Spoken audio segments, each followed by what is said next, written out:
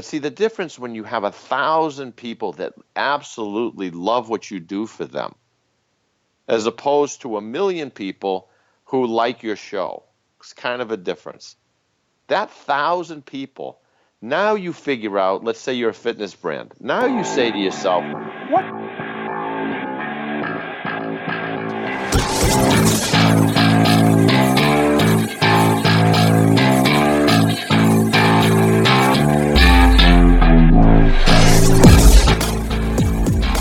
This is Scratch Your Own Itch, the one show that delivers the conversations that we're afraid to share, but need to. This show is all about creating a life worth living. I'm Logan Tyler Nelson, and I'm your host. So, you're going to hear conversations with creators and entrepreneurs talk about what they do, their current and past traumas, how they became who they are, and what they are truly curious about. This is the show where we talk about the things we think about a lot, but need to talk about more. Please take note that this show is not a substitute for actually creating a life worth living, because this show will stir your beliefs, make you question what it means to create a life worth living. So my promise to you is to always give you one question to answer for yourself today, to start turning your dreams into a reality.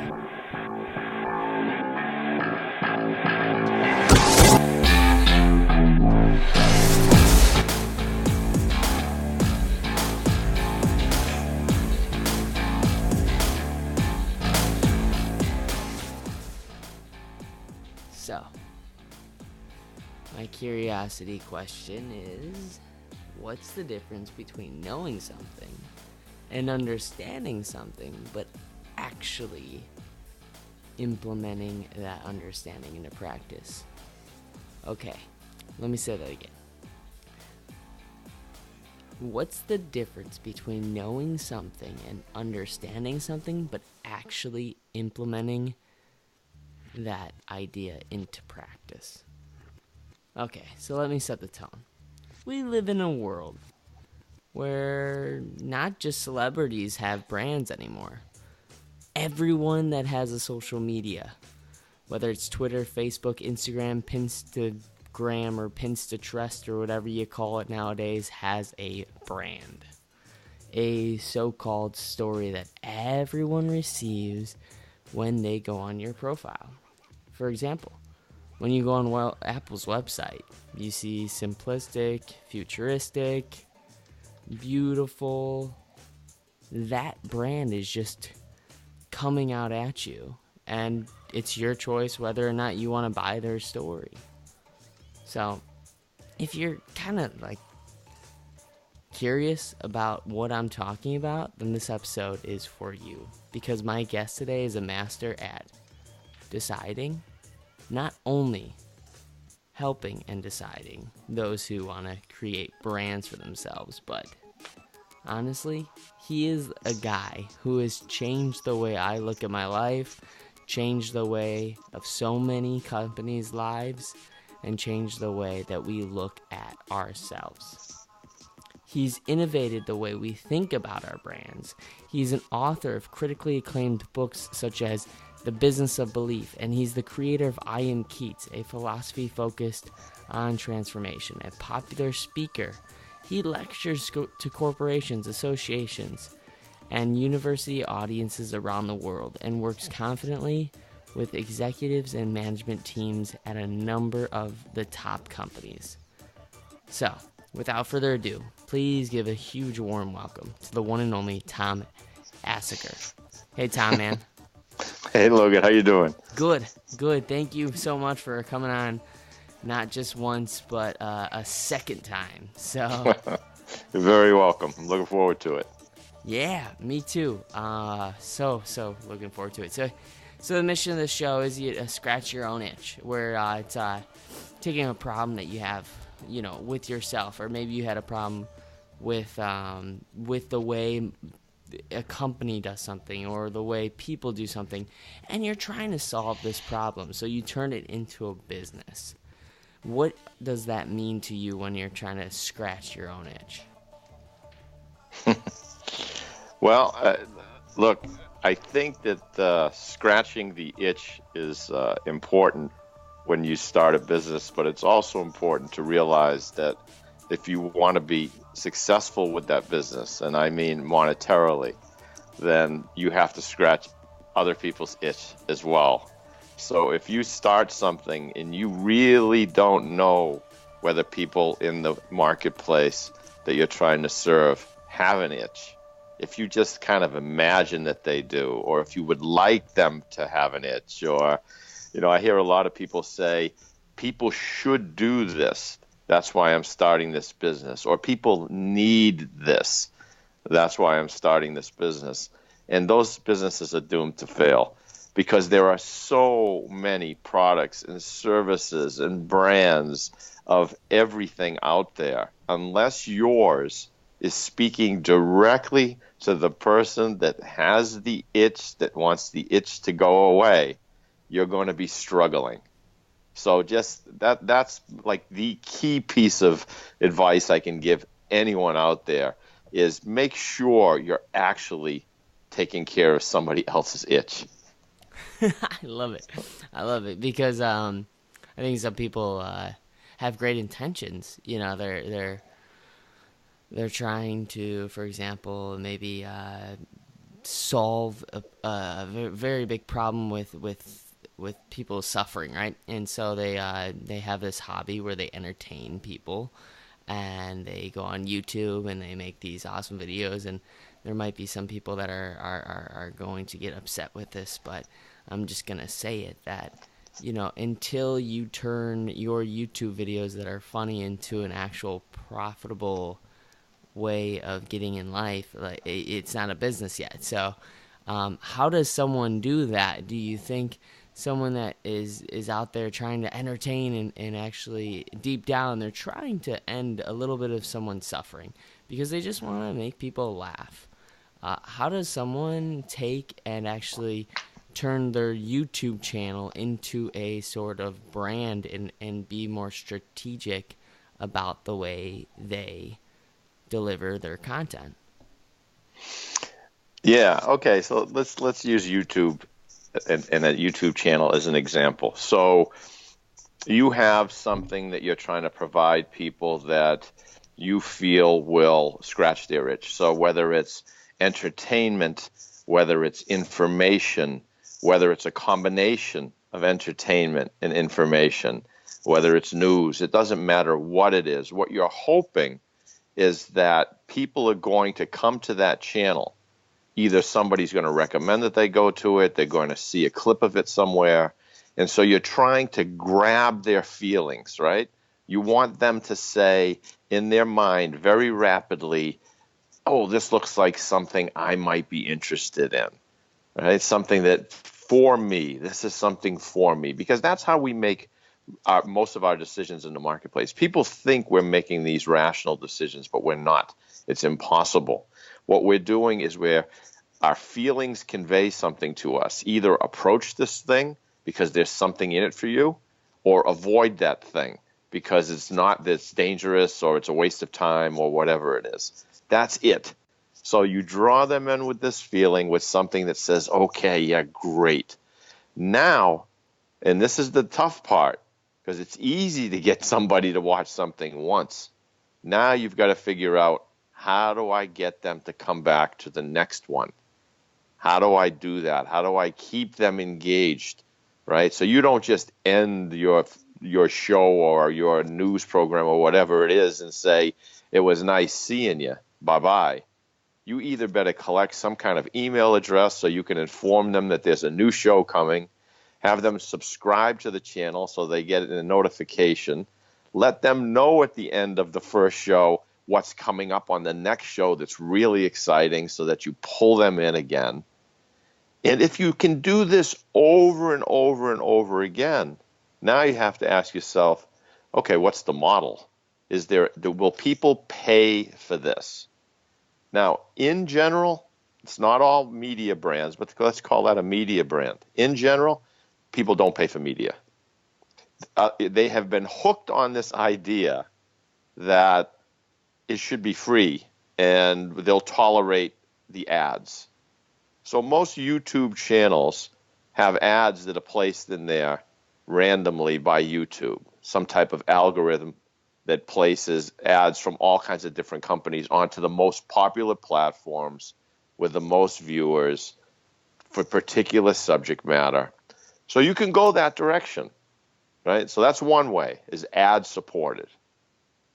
If you think that you've got this audience that loves you so much that you can get rid of all these ads. Let's say you have 1 million people watching this, and you decide, I don't want ads anymore. So now you have to ask yourself, knowing that the majority of people don't want to pay anything, you have to say to yourself, can I get 10,000 of those 1 million people to just donate a couple of bucks a month or $1 a month? Because now you've got $10,000 a month coming in if you can get people to just give up $1 a month. But as I mentioned earlier, the big thing I want people to realize is that you have to scratch an itch. And the second thing that you have to realize is people don't like to pay for anything. People are really, really strange in the ways that they make a certain type of value calculus. You know, like one thing, oh yeah, that's absolutely worth $8. Oh, this newspaper with all of this work that went into it and all these people that write all these articles and all this photography and all of the printing and all that. No, I don't want to spend $1 for that.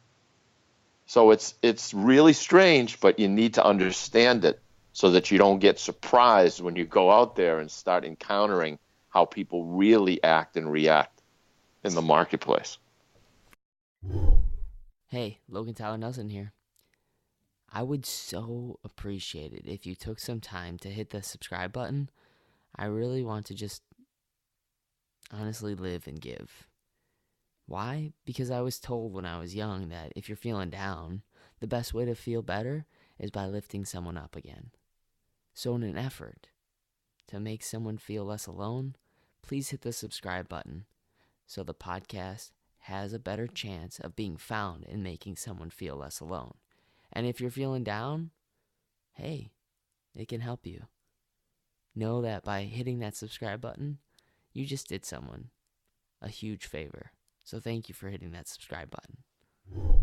Wow, that's huge. I know my mind's a little blown right now just because of that great tip that you gave right just now was you got to get subscribers, you got to get true fans. And I think this is where a lot of possible if you don't think of yourself as a company yet, or you should, and also just companies overall, if they don't think of themselves as a sort of how can we create someone and turn them into a true fan by making a habit out of the way they consume our products or services by getting subscribers, then you're kind of missing the boat, I think, is what you're saying as far as what you just said just now.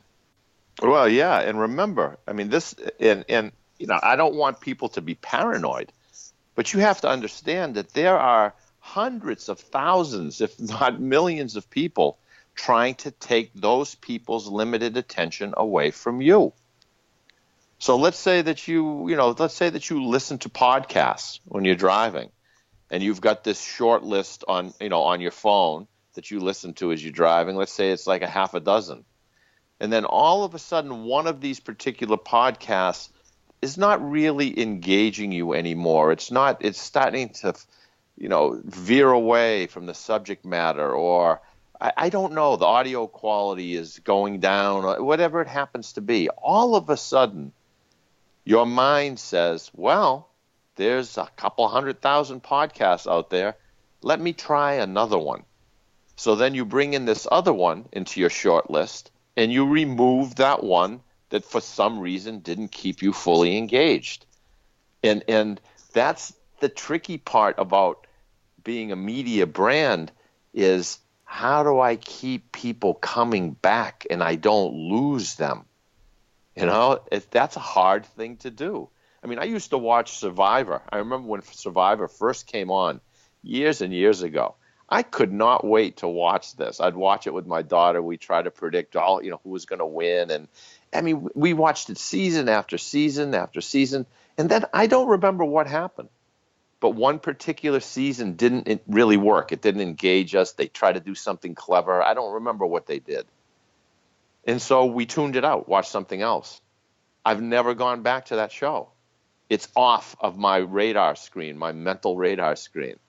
And I probably won't go back unless they can figure out how to drag me back in with something really enticing. So people are really finicky. They want something that makes them comfortable, that they recognize. But on the other hand, they also want something different that excites them. So you've got this tension. How do you become something that they're familiar with that makes them comfortable? And on the other hand, how do you create something that's different that prevents them from becoming bored with what it is? So that's probably one of the toughest brands in the world to not to launch and to have immediate success with, but to have ongoing success with a media brand is really difficult. Yeah, I so agree. And I think so many people that are trying it just because they see it all the time. It is in their world constantly. You go on Facebook and you see a new YouTube star. You go on Instagram and you see another Instagram star or something like that. And they're utilizing what it is. It's media to try to gain someone's attention and give them a few things, either education, give them entertainment, give them a way of doing a certain act of fitness or act of business or act of thought leadership. They're motivating them, whatever it Right. may be. And oftentimes I know for a fact it's hard to stand out from the rest. And so you are told things like, hey, just stay consistent. That will be successful. Do you believe in that? As long as you're consistent with something, no matter what it is, do you think it will lead to success? Yeah, so it comes back down to what this definition of success is, right? So if you create in your mind that success means this huge number of people that are following me and watching my program, because now remember why? Because you think you need that huge number in order to monetize the advertising, right? Because that's how you make money. The larger the numbers you have, the more advertising dollars you get. So that's one way of looking at it. The other way of looking at it is I'm creating and providing value to people, and you're reaching out to these people, to the tens of people, 20, hundreds of people that are enjoying what you're doing, and you're finding out, how can I add more value? What more can I do for you? And you keep providing more and more value, and these people start trickling in new people. So now you're up to 1,000 people. But see, the difference when you have 1,000 people that absolutely love what you do for them, as opposed to 1,000,000 people who like your show, it's kind of a difference. That 1,000 people, now you figure out, let's say you're a fitness brand. Now you say to yourself, what more can I do for these 1,000 people that really believe in what I do, that really trust me, that I have their email addresses, I can engage with them, I can ask them questions. What more can I do? Now you start digging into what these people want, and you start finding out things. Oh, Logan, what we would really love is, I can't find a decent protein powder without all this artificial sweeteners and this and this and this. So you say to yourself, why can't I go find that particular brand and offer that to them as an additional product or service for what I do? Or why can't I go formulate my own protein blend, my own nutritional supplements, and brand those and start offering to the 1,000 people? And I know, maybe these 1,000 people, I can sell them, if they want, wholesale, and then they can resell it retail to other people so that they can make an extra few bucks. there's just so many things you can do once you start thinking beyond you and what you want, and you start thinking about these people that you're serving, trying to really dig deep into understanding what it is that they itch for, that you may be able to be the person that provides it. Because today, having belief, having people's trust in you is the most important asset you can have, because now you can go out and bring new things to them. Oh man, I love it. I love it. I love it. I love it. So speaking of beliefs, you wrote a book called Business of Beliefs. On our last episode, we got an I am Keats, but dude, like it's almost like 100 pages. It's a very small, quick read. Business of Beliefs book is a absolute, I think, Bible for anybody who's going into marketing. Like, you should just read that book. It'll take you about an hour to read. If you're a slow reader, it may take you 3 hours. You can listen to it on audiobook. It's a fast listen, and it's got so many, it's almost written like a little bit of a, if you go on Medium and you take like 15 articles and you just put them in a book, they're little blog, like each chapter is just like almost a page and a half to 2 pages. I love how you formatted it. Let's talk about Business of Beliefs and why it's so important for anybody that's trying to build a brand. Yeah. Well, look, I wrote that book because I was working for very large organizations. I still do, with big, well-known brands. And they were becoming frustrated because they couldn't understand why all of the information that they were providing to people were not motivating people to make decisions, to choose them. And no matter how many times I tried to explain to people that human beings don't make decisions with information, they make decisions with their feelings, and their information is used to back those feelings up. They just didn't get it. So I said, well, I'm going to have to write something to try to get this across. Because this understanding, okay, if people don't make decisions based on the information, then what is that concept called? It's called belief. People make decisions based on what they believe. And this believing mind is a strange kind of mixture of both your feelings and your thinking mind. Right? Your beliefs want to identify with something or someone. Your beliefs understand life by creating like a cause and effect stories in your head. You care about yourself, what's happening in your environment, why it's happening, how you appear to others, whether you're safe and in control. That's the creature that we are. We are not computers where we go out and we say, I need this. Let me go Google it, make a list. Okay, this is the best one based on the list. Let me have that. That's not how it works. If that's how it works, these big brands would never run any ads on TV showing Michael Jordan dunking a basketball or Tiger Woods putting a ball in a hole. What's that have to do with anything? That doesn't have anything to do with when you hit the ball, what it's going to do. Because it's going to end up going into the woods one way or the other. But you pay more money for it because you saw Tiger Woods win the championship by hitting the little ball, this particular ball, in a hole. That's how weird the human brain is. So, if that's true, you have a choice. Accept that the human mind and how it makes decisions is weird, and appeal to that weirdness so that you succeed and make people happy, or get frustrated and say, I can't understand what's wrong with people. We've got the best this, the best that. How come they're not reading the information and making the right decisions? Those are your two choices. Get frustrated and not succeed, or embrace the madness of how people make decisions and be successful in the marketplace.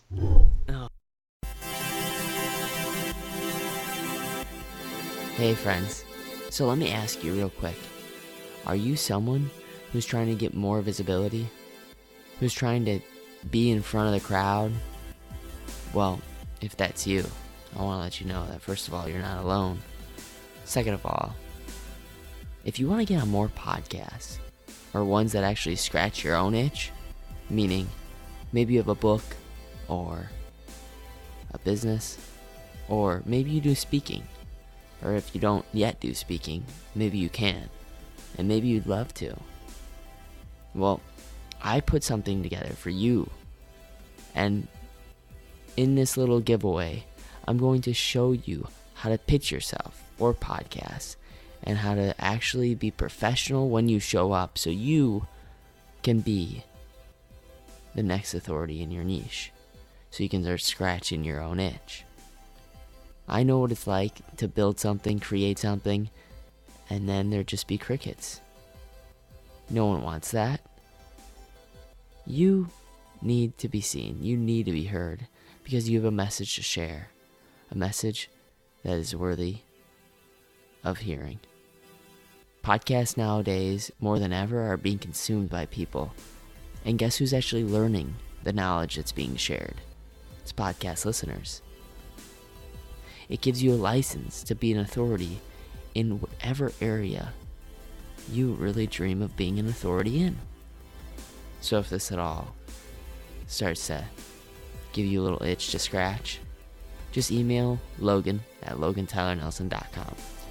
Again, that's Logan at LoganTylerNelson.com.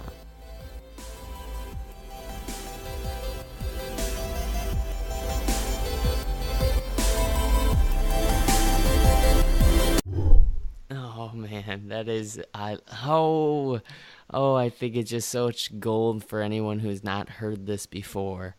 What you just said. I know when I first went through your book and I was like, geesh, my mind was blown. It was like it was kind of like seeing the movie The Matrix, where you're just like, you feel like you just took the red pill, and you finally woke yourself up, and you finally allowed yourself to go, hey, I'm not gonna just do what everyone else tells me to do, and then read more how-to manuals on how to actually gain success, but just start doing things and taking action and realizing that beliefs are based off of, you can't always make someone remember what you said, but you can always make someone remember the way you made them feel. And so I want to go into, though, having some fun learning about you, Tom, for a little bit more for the next 5 to 10 minutes. And I want to enter the scratching the surface curiosity questions, where it'll make someone feel less alone. We'll have some fun with entertainment and some improv, and we'll also do a little bit of learning. What did I say? Learning about you, and then making someone feel less alone, and then doing some improv. So whenever you're ready, man. Go ahead. Sweet. All right, first question, sort of a giving's giving question. What's a thought that you recently had, Tom, about yourself or maybe about someone else that you felt embarrassed or ashamed about having? A thought that I had about myself or someone else that I was embarrassed with having. Well, most of the thoughts that embarrass me, and when I say embarrass, I reframe it as kind of make me feel bad. But when I find myself judging other people's behaviors or things that they say, I often reflect back on that, and I feel really bad because what I'm doing is I'm judging them based on how I want them to be. Whether what's something going on in my environment and I want them to be a certain way in that environment, whether they're talking to me on the phone and I want them to say certain things that make me feel better about my ability to get my information across to them. So anytime I catch myself, and I've caught myself in the past week a handful of times, judging other people, either their intentions, their intelligence, their caring, whatever it was, that really bothers me when I catch myself doing that, because that means I still haven't completely stepped out of this story that I'm in that makes me think I'm important and I'm special. And I know that I'm nothing. I'm just like everyone else. So that would be I don't have a specific example, but that's usually when I feel bad. Oh man, I still love it. I'll take it. I'll take it for what it is. Absolutely, because gosh dang it, I think you're special, man. And like every single time, I'm no joke, and I'm no joking. I'm not like trying to pull your leg or try to lift you up when I say this, but whenever I'm confused and I just don't know what the heck I'm doing anymore, and I feel like, all right, what am I doing with my life? I go back to an interview that you did. I go back to the audio book of I Am Keats or Business of Belief, and I just consume those. And 9 times out of 10, I'm put back on track. And so, in my eyes, man, you're absolutely a 0.0000001%. Well, Very look, different. Logan, thank you. And listen, if you want to feel good about your life, I'll tell you, I have to go back and put myself back on track often. This is the kind of journey it is to be, a human being that's growing and changing. You often get these confusing points in your life, and you have to pause, and you have to go back, and you have to remember the essence of what your philosophies and your beliefs and your values are. And then you let go of what happened and you move forward again. That's called living. Man, that is a philosophy that I wish was written on more school billboards, honestly, for the youngsters, just to know that, hey, when you're confused, like straight up, you are not alone. And so many people, they feel like they listen to a podcast or they see someone's YouTube channel or they go on Instagram or Facebook or some other social media and they see that everyone's got it all put together except for me. Why am I this guy? Doesn't have anything Yep. put together. So thanks for. I didn't mean for this little ramble to go on, but I think this is a solid portion of what's going on. The next question I'd love to ask you is, Tom, if you could meet anybody and interview them, who would it be and why? You mean alive or of all times? Yeah, I would say of all times, just because the people that are living nowadays, sometimes their art isn't recognized until they're dead, for example, for some Yeah. reason. God, I don't know. I mean, there have been so many great people who've lived, who've been on the earth. I mean, I would love to just go for a walk with this guy, Jesus, and just listen to him talk to try to understand how he moved people, how he moved these people with his words, with his passion, with his convictions.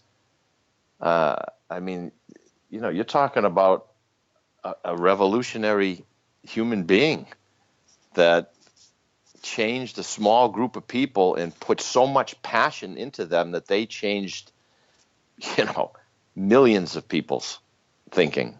That to me is that's kind of unbelievable. So I would love to just experience that.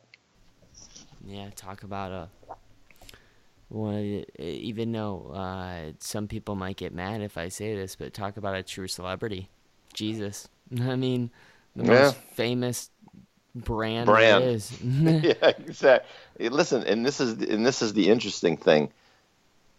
Other people turned him into a brand, not him. And I think that that's something that we should learn from is stay true to who you are and stay passionate about what you do. And if your greatness emerges, other people will turn you into the brand. You don't have to worry about it. Oh, 100%. I mean, 100%. I mean, if Steve Jobs said it like in his commencement speech they did for Stanford, you can't connect the dots going forwards, you can only connect them going backwards. And Exactly. and what he made sense though out of it was this sort of he didn't realize that Apple was going to stand for what it did when he started it. So meaning like now Apple's used as the sort of I would say, most simplistic, most, like I said in the very beginning, most innovative, most futuristic sort of lifestyle that you gain from just being a consumer.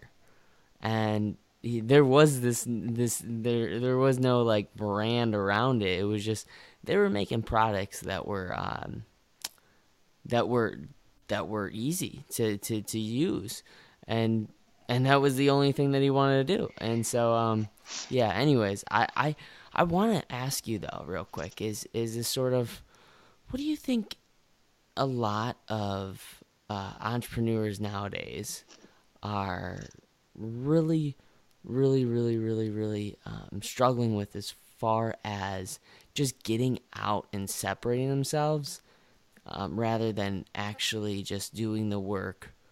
Because I think sometimes, like, a lot of entrepreneurs, this sort of like quote unquote new aged, I would say, actor, like everyone's an entrepreneur, everyone's an actor. Why do so many of us struggle with trying to stand out? Is it because we're just trying to copy everybody else, or is it because it's just hard to stand out? Well, I mean, I think for two reasons. The first is, I don't think, and if you're listening to this and you're one of these people, I apologize in advance for saying it, but I think there are too many people starting businesses because they think that it's something that they want to do in order to become independent and make a lot of money. That is not a reason for doing this. If you do that for that reason, you are going to burn out. Not only are you going to burn out, but you're not going to ever light anybody's life up so that they buy it, share it, talk about it. Because people can feel whether for what you're doing, the people you're serving or not. So if you start something because you say, I absolutely hate this about how this works in the world, and I think a lot of people hate how this works in the world, and I'm going to go out and do something to make this better and to fix this thing. And if you're really passionate about that, you'll come across in everything that you do in a passionate way. You'll talk about it passionately. You will want to get out and spread the word because that's how much you believe in what you're doing. And because of that, other people will buy into it and they'll try it and they'll feel the passion that you put into it. But if you're just doing something because, hey, I want to start a business. This sounds like an easy business to do. It's not going to cost me a lot of money. I can probably make, a decent living. Let me go do that. People can feel it. So when you go out there and you try to sell this to other people, sell your idea or whatever it is, there won't be any energy behind it because you're just doing what everybody else is doing. You need to go out and find out, what the hell is the problem? What are people aggravated about? How can you do something to improve it? And then go out there and be passionate about spreading the word. And that's how you bring that to life. Hey, are you a coach or an author or a speaker? If this is you, then I want you to check out Conveyor.com. It's a micro-learning platform in which you can create courses, challenges, and assessments and polls. Gather data or maybe make a course out of your incredible authority and thought leadership that you serve your peoples. So if you're someone who is saying things over and over again and you find yourself going, wow, okay, well, I wish I could systematize this or create a course out of it, Conveyor.com allows you to send text messages to people every single day with a little question or assessment or maybe a new test that they can use to learn a certain subject. So check out Conveyor.com. Man, I am so happy I asked that question. I was very scared about asking that question, honestly, um, just because I'm sure some people might be pissed off, or I know that for a fact there is more noise about becoming an entrepreneur and becoming financially independent than anything else right now, because it does sound pretty cool. I mean, freedom, right? Yeah, Flexibility to do whatever you want. Like, what are you really, then I gotta ask, like, what are you really being tied down to? If there's this freedom, like, what are you caged in? I mean, really, you're not. And right. I love, though, that you said just now, that I have to reiterate, if there's a deep angst in something that is going to drive you, yeah, I mean, there's passion behind it. There's this emphaticness.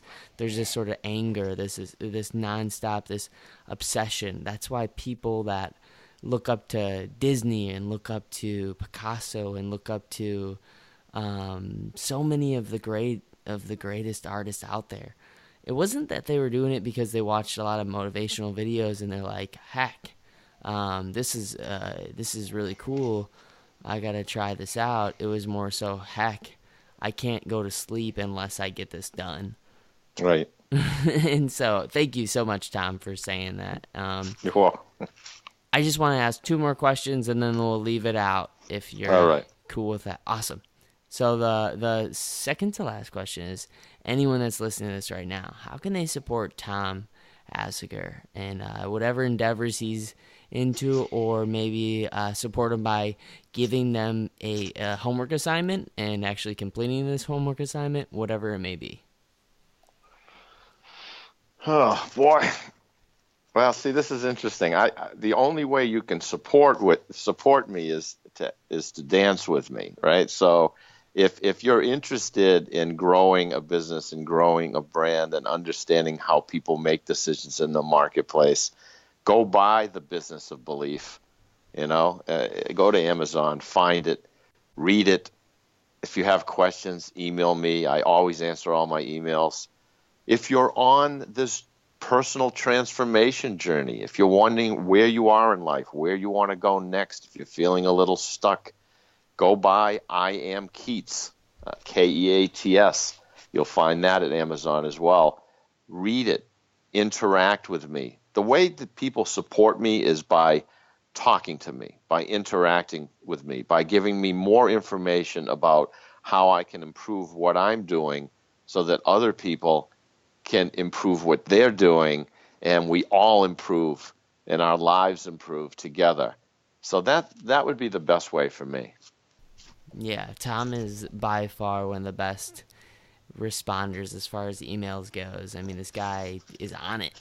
So yeah, reach out to him. Please do. I did not make this podcast just for it to be a podcast where you listen to it and then you go, oh, I'm going to hit next because I just got to fill my brain with something. And, I'm on this long car ride, or I'm working out right now and I'm just going to. No, please do yourself a favor. If anything that you heard that Tom said today that resonated with you, I'm going to put in the show notes how you can contact him. And please do. I mean, either one. If you want to dance with him, buy Business of Beliefs. If you want to really find this transformation inside yourself and you're just confused, the I Am Keats sort of Coleridge versus Keats philosophy, when you dig into it, it will allow you to start seeing things a little bit more clearly. And actually, I'm going to say a lot more clearly. Like I said earlier, whenever you're confused, you go back to that book and life just makes a lot more sense. But anyways, the last question, Tom, I'd like to ask is there anything that you wish that I asked you, man, or anything that you want to leave off? The floor is yours. No, look, I usually anything I have to say, I write down. So either in my books or I'm working on a lot of people have read the little book, I Am Keats, and there have been a lot of questions from people, and a lot of people asking me to dig in deeper, to explain more. So I'm working on an online video learning program. It should be available in the summer, and I'm going to try to. I've got about 6 hours right now of programming, and there's probably some more to come. But no, I don't have anything I want to say. I just, like I said, the best that people could do for me is to just keep telling me what it is that's bothering them, what they need to live their best lives and most fulfilling and meaningful lives. The more I understand what is preventing people from doing that, because I know what's preventing them, it's their minds. But I need to hear from them what it is that they think it is, so I can understand how their minds are working, so that I can figure out how to help them tune that part out and tune in all of the amazing energy and potential that everyone in the world has. Man, that is huge. Oh, that is enormous. I love it. I can't wait to take this course, honestly. Personally, I think it's going to be a great course, just because based off of that book and it blowing my mind.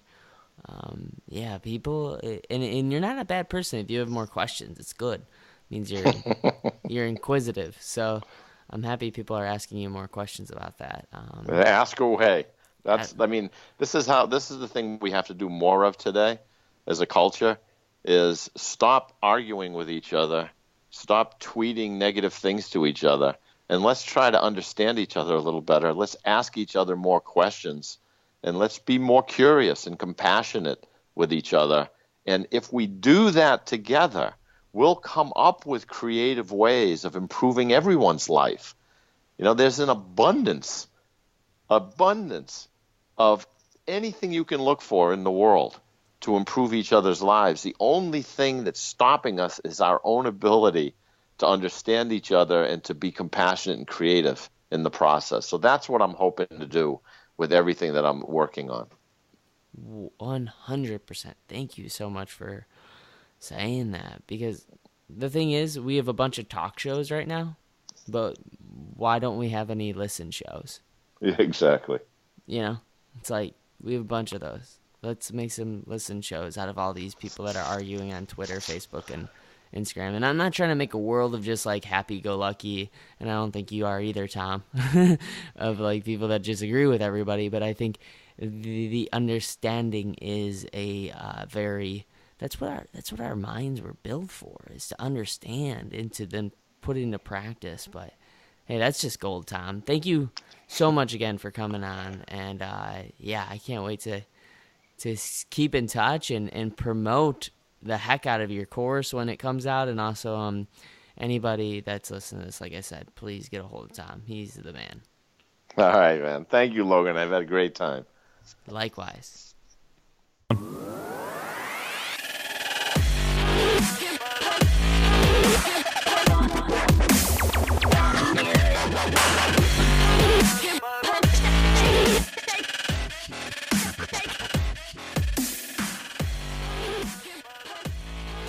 All right, there's another episode of Scratch Your Own Itch. Thank you so much for taking the time out of your day to support the show by listening. The biggest compliment you could ever pay me is just by sharing this, because honestly, it doesn't take much, and it feels so good when people create something and take time. And when I see someone take time to create something that really just changed my day, either made me feel less alone, maybe put a smile on my face, made me laugh, made me feel wiser, I always want to share it with the world. Because why? When I share something that resonates with me, why not share it? I mean, that's just kind of the thing that goes around, and it's free. It takes no time at all other than just a click of the button, share, on either Instagram, Facebook, Twitter, LinkedIn. Any of those social media platforms would be great to share this. So I really appreciate it.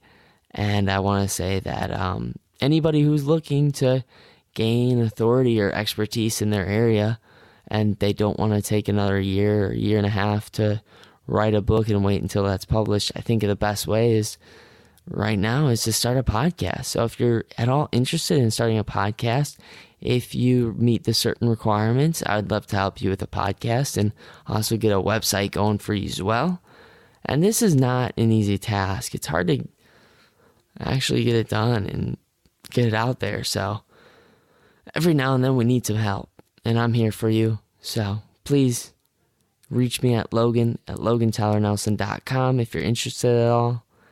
And don't ever forget, you matter and you're enough.